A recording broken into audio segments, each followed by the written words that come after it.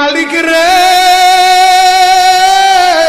আমি বড় পাপী, আমি বড় গুনাহগার। ও দয়ার আল্লাহ, আমি 10 বছর তোমার গোলামি করি নাই, আমি 20 বছর গোলামি করি নাই। আল্লাহ, আজকে মনিরুল ইসলাম শরীয়তপুরী আমার ভাই শুনে গেছে, তোমারে বন্ধু বানাইলে ওই জান্নাত পাওয়া যাবে। মালিক রে, তুমি আমারে দাও না মাফ কইরা। যুবক রে, যদি কেউ আল্লাহরে বন্ধু বানাইতে পারে, তার কোনো আর চিন্তা নাই, তার চিন্তার কারণ নাই গো বাবা। এ যুবক ভাইরা, দাড়ি পাকা বাবাজিরা, সবাই আমার দিকে একটা নজর তাকান। এই যে দেখেন, আমি হাতের ভিতরে আহারের টিস্যু দিয়া কাফনের মতো একটা দৃশ্য বানায় ফেললাম।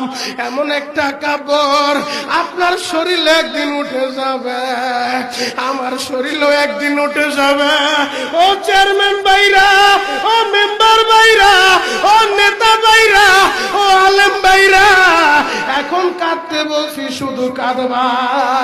জীবনে কত জায়গায় আমরা গোসল করলাম। আহারে, কক্সবাজার ঘুরতে যাইয়া সমুদ্রের ভিতরে গোসল করলা, কুয়াকাটায় ঘুরতে যাইয়া সমুদ্রে গোসল করলা। এই যে মাদ্রাসার পুকুরটা ভরাট করছে মসজিদের জন্য, বিশাল বড় ময়দান এখন হয়ে গেছে। এই পুকুরের ভিতরে কত মানুষ গোসল করছে।